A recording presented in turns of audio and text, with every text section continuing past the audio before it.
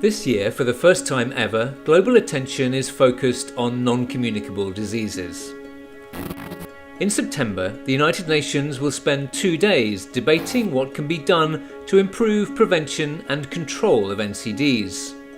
This will be the second United Nations conference on global health.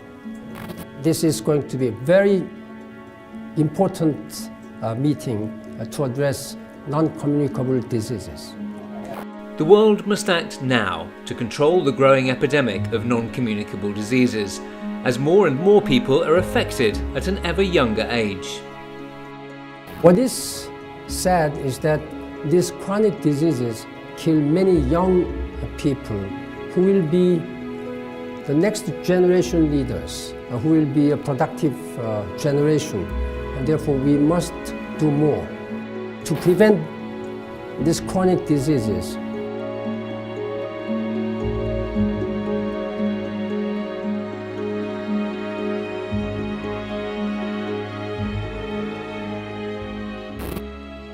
Four risk factors: tobacco use, poor diet, physical inactivity, and harmful use of alcohol contribute to more than 36 million deaths each year.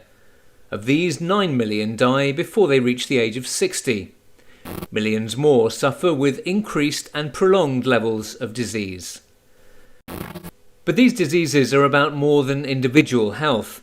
They also pose enormous economic and development challenges, damage productivity, and drive people into poverty. Dr. Jyoti Dev is a diabetes specialist in Kerala, southern India. He's already seeing the economic impact of non-communicable diseases on the people he treats. The average income of a person is less than $2,000 per year.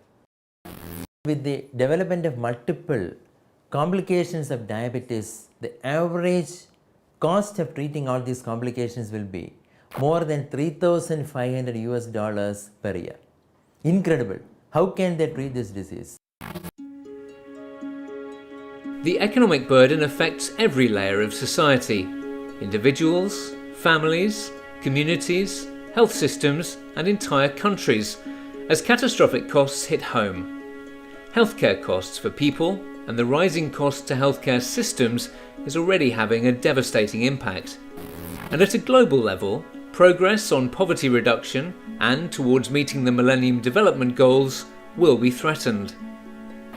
This is a global epidemic that touches everyone, everywhere. Men and women, young and old, rich and poor, all are at risk. But it's in low and middle income countries where people are most affected because the protections against the risks and consequences of NCDs are lower there. 9 in 10 people who die from non-communicable disease before the age of 60 come from low and middle income countries. And this has very serious implications. Such implications include loss of breadwinners for families, reduced productivity, and poverty. But it's not all bad news. Many of the risks and consequences of non-communicable diseases are preventable. Solutions do exist. Things can and are being done. There are preventable and cost-effective solutions that are affordable to all countries. Measures to reduce tobacco use and the harmful use of alcohol, reducing salt content in the foods people eat to reduce high blood pressure, and the treatment of cardiovascular diseases and diabetes. These are examples of best buys in public health terms. We're not starting from square one. Already we have the vision and the tools to prevent NCDs and reduce the risk factors. This WHO action plan offers 6 objectives to plot a way forward.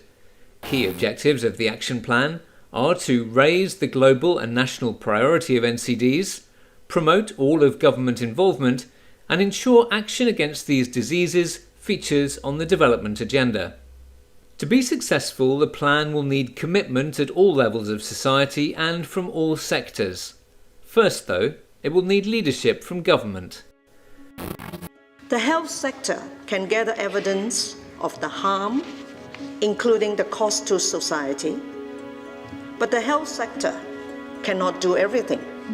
It is up to other sectors to introduce the policies and the legislations and confer protection.